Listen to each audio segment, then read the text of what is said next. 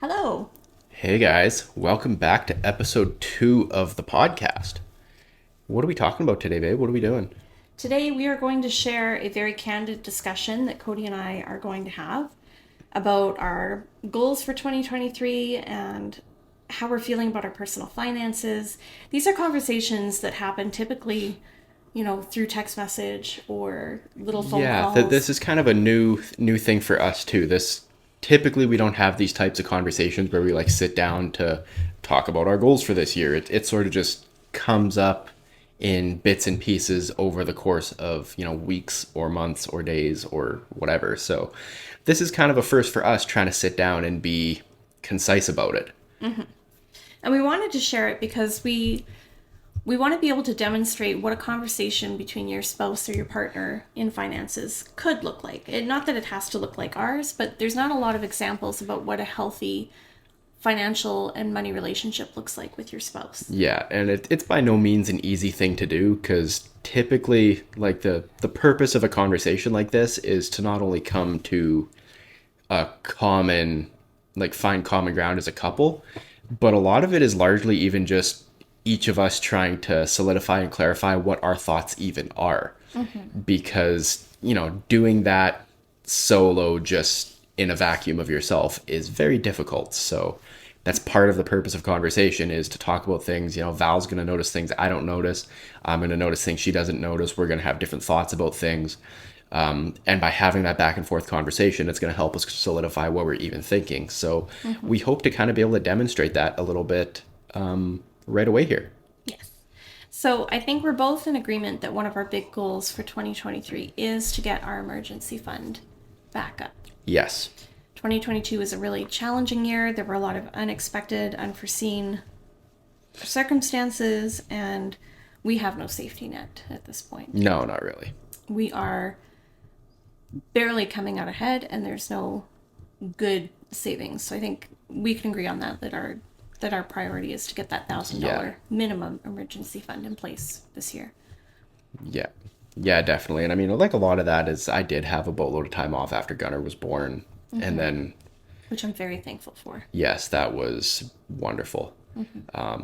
But when you're not going to work making money, you're not getting money. So That's right. our finances reflect that we did not have money. Yes. The other thing is, I feel like lately we haven't been prioritizing. We haven't been as good at prioritizing the pay yourself first Methodology. methodology. Thank you. That we had last year and the year prior. Then again, depending who you talk to, being able to save any money could be considered a mythology in this economy. This is true.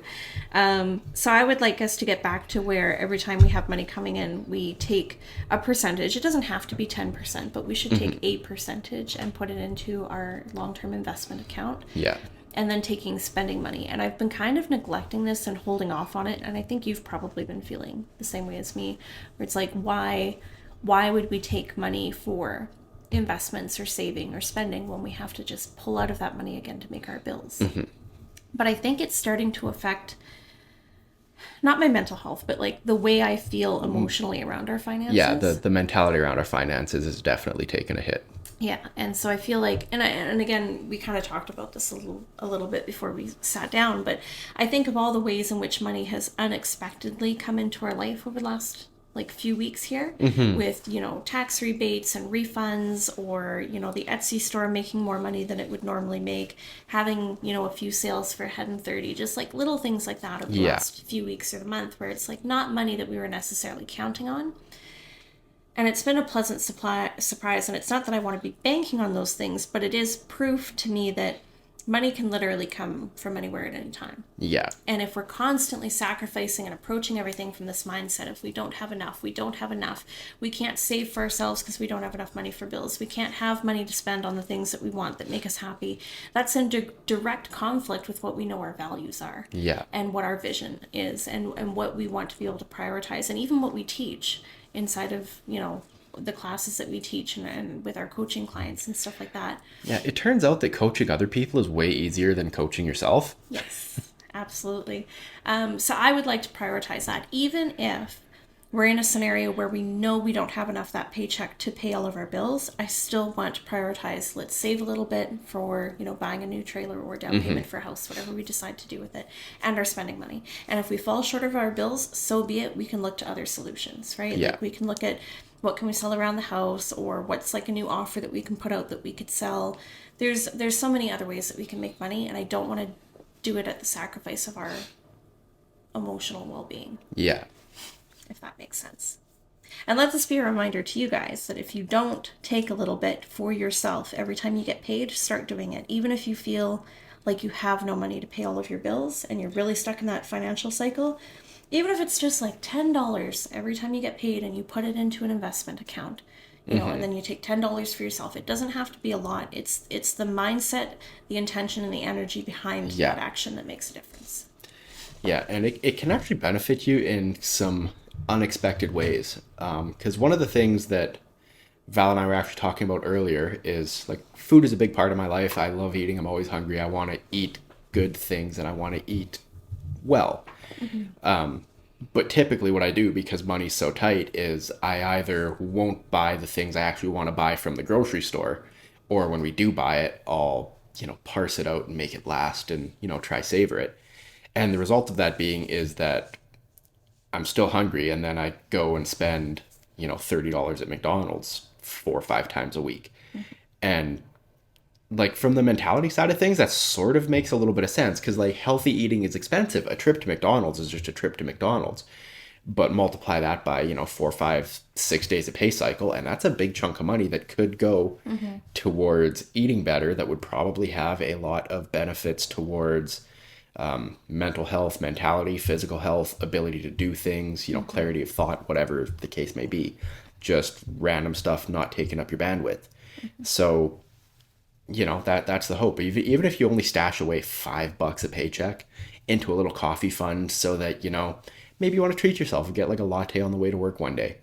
It's there. It could be nice. It could positively affect you for the rest of the day, maybe even the rest of the week. Who knows? Yeah, I'm really tired of feeling guilty for wanting to eat. Yeah. For wanting food. Like I'm all for cutting down on dining out and eating unhealthy, but I hate that and admittedly groceries are really expensive. Like I went to the dollar store and I went to the grocery store. They wanted $9 for 6 mini cucumbers. Yeah. So I get it. Like the cost of food is high. It's astronomical, but I am just so sick and tired of going into a grocery store and wanting to buy bananas or grapes or strawberries because it's something that me and the kids enjoy. Or to buy a good cut of meat because you like to have your steak. Or, there's things that we want to buy and I don't, because I'm like, oh, I can't afford that. I can't afford to buy that cucumber. I can't afford to buy those grapes. So what do? Instead, we buy the cheap, prepackaged, generic, processed food that makes us feel sick, but it's good on the budget. In the moment, yeah. All to later feel so deprived and depressed about our eating situation that we can't even spend money that we really don't have on dining out, right? Yeah, so we'll be out with the kids and Freya will say like, I want chicken nuggets. And I'll be like, oh, fuck, I am hungry. That sounds like heaven. We're going to McDonald's. And I don't know if you've ever gone to McDonald's as a family of 4. It ain't no $11 excursion, let me tell you. Yeah. So what I'm hearing from you is one of your goals, one of your priorities this year is you would like to prioritize our groceries. Like actually have money for the steak if you want steak. And I'm totally on board with that because I would like to be able to buy a bag of grapes and a thing of strawberries and not feel guilty because it costs $20 for grapes and strawberries. Yeah, that's pretty much where I'm at. Like I would love to get watermelon. They wanted $10 for a mini watermelon the other day. Yeah. That's literally $1 a bite of watermelon. It's not like you're doing some like, fancy filet mignon cooked by Gordon Ramsay. It's a watermelon off the shelf. You cut it open and eat it, and it's $1 a bite. Yeah, it is expensive. Something that I wanted to prioritize this year, or maybe not prioritize, but I'd like to save up for it, is I would like to get my YNAB coaching certification. Okay. It's $500 US, so I think that winds up being about 700 or 750 Canadian. Yeah, it's like 2 or 3 grand Canadian. I think it's about 750 with the exchange rate. So like it's not cheap. It's a pretty lofty goal. But if we could try and find money to save for that, I shouldn't say try and find money. If we could just save up for that. Yeah, set aside money for it. Yeah, I think that's something that I'd like to do. Because last year and the year before that, we spent a lot of money, you know, on coaching and mentorship, on courses, getting so many different certifications in like life coaching, business coaching, all of that stuff. And I know that I don't necessarily need it. I've been using YNAB for a long time. I've done YNAB coaching without it before they announced the coaching certification, but it's just one more tool in my tool belt. And it would be nice to have something I specialize in outside of you, because I feel like you've got your business coaching certification and you have a lot more knowledge there that I don't. So you can be like the business expert and I can be the finance expert. I mean, that's basically the way we do things now. Yeah, I know. Something else I would love us to make room in our budget for is for date nights. Yes, date nights would be good. And entertainment in general. Like being able to go out with the kids and go do things would be cool. Yeah, rent or buy a movie. Yeah. I miss dating you. Right. You know, like we have our things that we like to do in the evenings. We get our quality time. It's not like we're missing quality time or anything, but I miss that feeling of dating. You know, like being out without the kids. And yeah, I don't know that date nights are in the future, but we can definitely do date afternoons. Yeah, it's a lot easier with the kids in daycare to do that. We don't really have a reliable babysitter or anything right now. Yeah. Which, I mean, fair enough, because, like, the only people we know... Use your napkin, babe. That's why I got you the napkin. Oh, sorry. Thank you.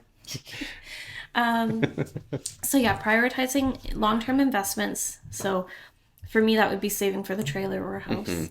Saving for a YNAB coaching certification. Prioritizing better food. Date nights, if I didn't say that already. Yeah. Spending money. And then what else for you? Just to touch on long-term investments and stuff like that, they're apparently through benefits at work now, they're offering the 3% RSP thing. Do we want to include that in there? No, because when I think long-term investments right now, I'm thinking like 5 to 7 years.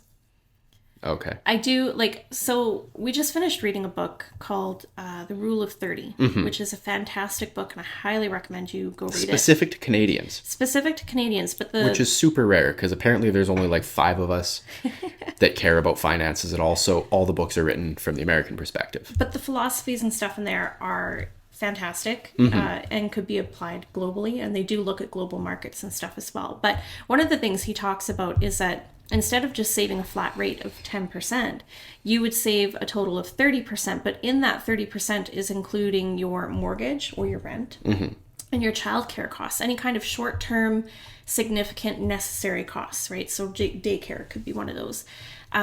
So like for Cody and I, by the time we take out our housing costs and our daycare costs and like just diapers and wipes and stuff like that, nothing extravagant, that's like 28 to 29% of our monthly income just goes to our rent and childcare costs. So that would leave 1% to save. So we always feel guilty because we're like, oh, we need to save 10%. But he does all of these analysis, calculations, projections, which is totally, you know, a man after my own heart because I love spreadsheets and data. Yeah. She loves understanding the data behind things and why it works. And I like being like, cool, that's the one that works. Let's do that. But he goes on to project, you know, like if you start out saving just 1% to 2%, and then as your childcare costs come down, you increase your savings. And as you pay off your house or your mortgage becomes less, you would continue to increase your savings, all the while maintaining, you know, avoiding that lifestyle creep. You keep that 30% spending rate on those things, and you just adjust the ratio of each individual category so that it always stays at that overall amount. But, you know, as rent comes down, savings goes up. As childcare comes down, savings goes up. As childcare goes up, you know, savings comes down. Yeah. To maintain that 30% balance. And he does talk in there about including, like, if you have an employer match on an RSP, which would be like a 401k or a Roth IRA in the States, that you would include that as part of your 30%. So that makes me feel better to know that they're putting aside 3% for you. And this is really great because not a lot of places do this. A lot of it, it's a match, meaning that you have to contribute 3% for them to match 3%. But with this particular company, they just put 3% in for Cody. He doesn't have to match it in order to get it. He doesn't have to contribute anything in order to get it. There is probably a vested date. I'd have to go back over the paperwork. You probably have to like leave it in there for a year before you could ever actually touch it or something Yeah, like something that. like that. But so that 3% is great for, we can leave it for retirement. Let's not ever touch it. Eventually we can contribute to it as well. But right now, I think I really want to prioritize getting out of debt and saving for a trailer. Okay. Or a down payment on a house. If we find the right house or the right land or something, I'm open to that too. I also would really love to go back to traveling, especially if we can take LOA jobs and buy a truck. Yeah, well, this job is supposed to be good for 3 years unless I start doing something stupid like, burning rails off the outrigger at work and killing people. I should be able to stay at this job for 3 years, at least until the contract is up, possibly longer. But when it does come down to where we're looking to travel more, LOA jobs are definitely an option. I've got a line on a few jobs working with guys I know that we could be doing the LOA situation. It's just right now we're here, and the LOA is not really worth it from my perspective if we're paying for rent and paying for me to be at work. Totally. Okay, what else? Is there anything else this year that you would like to see? One thing I'd like to at least start looking into is saving for the kids' education. Yeah, I do like Because that. time is definitely going to be our friend there. I don't necessarily know that I want to do RESPs because I don't know if they've changed the rules on them, but I've been told in the past that with specifically the education saving plan, that if you don't use it for education, it's basically just gone. So I had a lot of questions about this. I actually spoke to the woman who specializes in this. So with an RESP, you get grants and stuff like that from the government, and it's good for, I can't remember, I think until the kid's like 30 or 32 or something, right? So you don't have like an immediate deadline to use these funds. Okay. If for some reason your child decides not to go to post-secondary, you still keep all of your contributions and any gains made on your contributions. That's all your money, you get to keep it. You would just lose the government grants, Okay. and that's it. So you don't actually lose money. And it's good worldwide. So if they wanted to attend a school in another country, the RESP is valid for that. That's right. Goodness. And as long as it's from a post-secondary institution, it can be anything. It doesn't have to be a degree that they go for. If they wanted to go and, take like a program to learn how to code, or take a program to learn to speak another language or something like that, right? Like it doesn't have to be a full 4-year degree, like a bachelor or master's, anything like that. It also applies to trade schools. Right? So if they wanted to go and pick up a trade. So because that was my concern. I was like, well, I don't want to be locked into like, okay, you have to go to school and you've only got 3 years to decide if you're going. It also goes towards books, living costs. So not just tuition. It goes to anything related to school. Well, then, yeah, we should definitely do that. I mean, even if we're only doing like $10 a month, time will definitely be our friend, especially with the government grants. Yeah, and so what I was thinking too, like the last monetary gift that the kids got, I put that into an investment account for them. And I think maybe what we can do is if we open 2 RESPs separate for the kids, every time they get money for birthdays or whatever, we can maybe let them keep a little bit, but up to a certain age, I think it makes sense to just put it into an RESP because they have no use for that money at this age. Yeah, because at this age, we can just buy Freya like the candy or whatever that she wants. Like she doesn't really need to use her birthday money for that. I think it definitely makes sense to save it for education, especially starting now, because like I've said a few times already, time is definitely going to help us more than income or than input. Yeah. Yeah, so that was, and I kept the lady's number and everything, so we can call her back whenever we're ready. But I asked so many questions about that. I was like, what if they don't want to go to school right after they graduate? And what if they don't want to go to school here? What if they want to attend somewhere else? And what if they don't want a bachelor's degree in something? And so, waiting a few years for them would be beneficial. Let them get a job, get started, see out in the world, figure out what they want to do, and then go. I'm so grateful that I waited. And honestly, I'm glad that I never went to post-secondary. But there's so many things that I would love to have gone back to do. Like I would have loved to have gone to school to learn certain things. I would have never wanted to spend tens of thousands of dollars for a degree for the purpose of getting a job. And that's what really attracts me about this idea of an RESP that's good until they're like 30 or 32, right? Is that they can pick and choose what their interests are and what's actually going to support them pursue the life that they want. And Cody and I talk about this a lot. Everybody asks, what do you want to be when you grow up? Nobody asks, who do you want to be and how do you want to live? Yeah.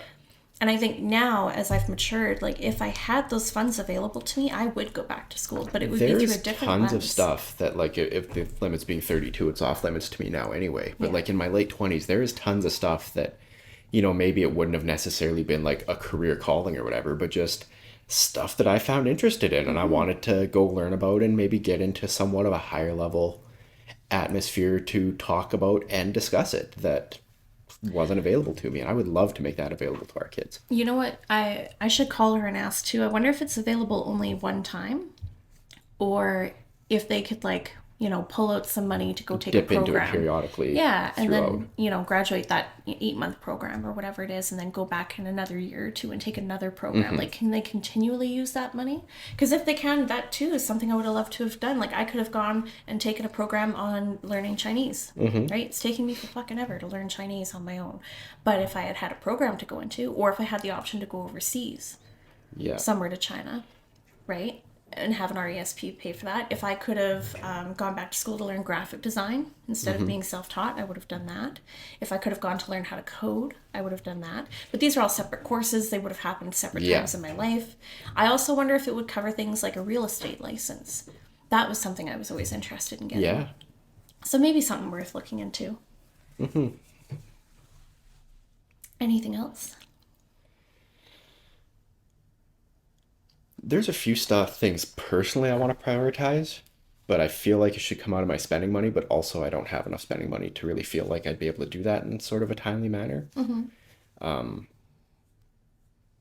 Yeah, nothing really covered. What have we covered so far? I don't remember. Okay, so we covered long-term investment. Long-term investment, education for the kids, Better some more food, training for like you, a better better grocery groceries. budget. Yeah, the YNAB coaching certification. I think this year I'd like to prioritize if we're gonna do the better eating as well. I think I'd like to prioritize a personal trainer, not just buying the odd like one-off program here and there, but like getting up with somebody long term that can help me sort of sort my stuff out and do things properly and make sure I'm not causing problems for myself. Okay, so this is good to talk about here because Cody has mentioned this a few times now of him wanting to hire a personal trainer and go to the gym. And I always feel so much resistance around that. Like my gut reaction wants to be like, well, we don't have money for that. Which realistically, like I could easily say that about any of the things we've just discussed. But for Yeah. some reason it comes up for me specifically with this thing. And I don't know why. And I think it's maybe worth having a discussion around, like, what would it cost? What would that look like? Something that Cody always says too is like, usually when your spouse or your partner has an issue with you spending money somewhere, it's not an issue with their spending, but it's Yeah. an issue with not spending or like underspending. Yeah, so with this as an example, it's probably not Valerie being like, well, you spend too much on health and fitness. Really, what that's coming from is I feel like we're not spending enough on something else. And actually, when I think about it, I think part of it might be because I'm not prioritizing my health and fitness the way I want to.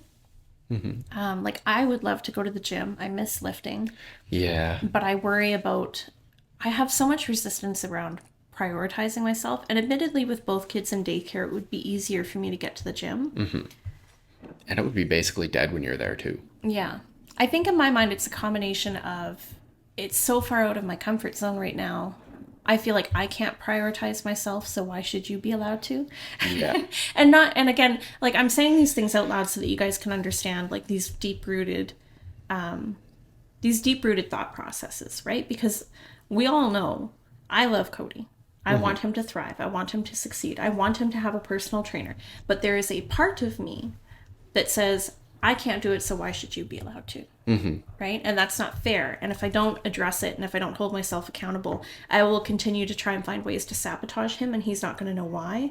And he's just going to feel like I'm being unsupportive and that I'm being selfish and that I'm not letting him spend money on the things that matter to him. Yeah.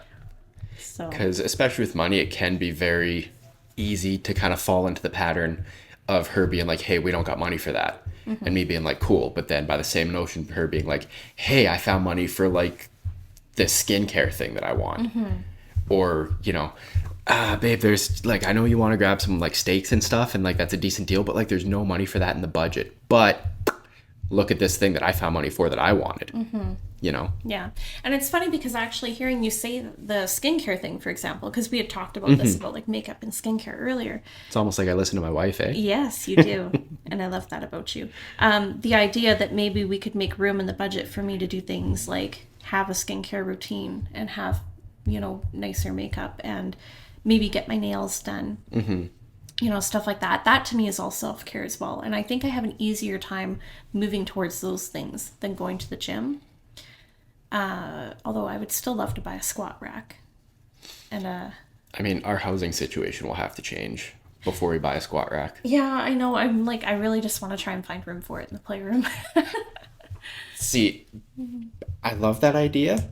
Except remember 2 days ago when you were like, oh man, I think I got to pull the kids back into separate rooms. Yeah. It's a lot harder to spontaneously move a squat rack and find somewhere for it Yes. than it is to like move a dresser. So I think the biggest thing coming out of this is that we want to prioritize self-care for ourselves. Yes. Health, fitness, and self-care. So just by reframing that a little bit, I feel a lot less resistance around you having a personal trainer. Okay. And I don't know that I'd need like an in-person personal trainer. I think I can get away with like an online situation where I'm just consistently with the same person, building that relationship and doing the whole thing. Yeah. I'm cool with that. Awesome. So now, sorry, before we wrap that part up, is there anything else? Do we want to include like a gym membership with that and like buying a gym membership? I would love to. I feel like the last time we visited this, though, we were like, I don't know how we'd have money for this. Yeah. Which, I mean, is the same thing we've said about everything else that we want to do so far anyway. So yes, you're right. Well, I guess in my mind, I'm like, but with the YNAB coaching certification, if I sell something or I make an extra sale or we get a little rebate, like I can just tuck that money into, the digital envelope for YNAB coaching. But a gym membership is like a set fixed thing, like a bill that comes out every single month. Yeah. So what if we don't have enough money for it? Yeah. But I also agree, like we've talked about other things that we can do in order to increase our gap. And again, we teach this inside of a Head in 30, which is how to break that paycheck to paycheck cycle and prioritize the things that are actually important to you. Just like what Cody and I are discussing now, we're identifying our values, our goals, financially, what we want to be able to fund in our lifestyle. And we know that we don't have a wide enough gap right now to fund all of these things. So we need to list them out, prioritize what needs to happen first. And we've already discussed what we're doing and how we're going to increase that gap and free up monthly cash flow so that we can restructure our finances to support these goals. Yeah. But just as a quick recap, and again, if you're wanting to do this for yourself, you can join a Head in 30. It's linked in the show notes below. Or if you're watching this on YouTube, it'll be in the description. Outside of creating a realistic budget and knowing how much you spend and what your spending habits are, increasing your gap is increasing your income and decreasing your expenses. And there's a lot of ways to do this, and we talk about a lot of these inside of the program, and we help you figure out ways to do this unique to you. But some of the ways Cody and I have done it over the years is like, we have an Etsy store because I love creating digital downloads and budgeting templates and stuff like that. So we sell those on eBay. Yeah. eBay, Etsy. Like Val said about her interest in potentially taking a graphic design course, she is largely self-taught at a lot of that. So that's a great, like, you're not going to, for something like that, you're not going to just make stuff for fun just to see how it looks. By having the Etsy store to plug it into, it's kind of, you're making it for something that allows you to build that skill and engage in that hobby. And since you're doing it anyway, like, hey, maybe you make a buck or two off it, Yeah. And it validates you as well, right? It validates that you do have a skill that you can make money at, and if you want to choose to invest some money in learning that skill or refining it, you can. But like one of these templates I made probably 4 years ago now, and it still sells on Etsy. Like I'll get notifications nearly daily, right? So, not that the Etsy store makes a ton of money, it's maybe a few $100s a month. And I'm sure if I really wanted to dig into Etsy SEO and figure out how to make it all work, I could probably make much better money at it. And maybe that'll be one of the other things that we try this year to expand that gap. But, a lot of the things that are taught is like, drive Uber, skip the dishes, be a pizza delivery driver, go dog walking, sell stuff around your house. And these are all valid and they work. But Cody and I specifically want to teach people lifestyle-based income.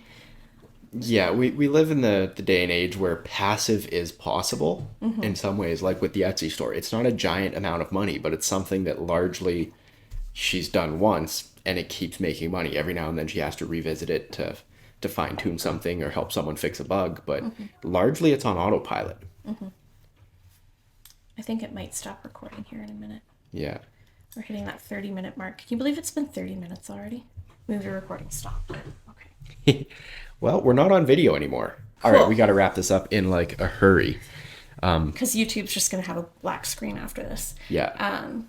So yeah, I guess we will wrap it up here. This is just, again, we wanted to share this candid conversation of us just discussing our goals, our priorities, our fears, our thoughts around our finances and our money. Yeah, and I think kind of one last thought I have around that is if you're looking at, example, spending more money on the gym, I think that'll end up actually having us spend less money on other things, because a lot of the money we spend is just like, what do you want to do? Let's go do something. And then we end up like having coffee, stopping at McDonald's and going to buy something. That's a good point too. You know, so for the cost of that, there's a gym membership for a month, and then every day we have something to do.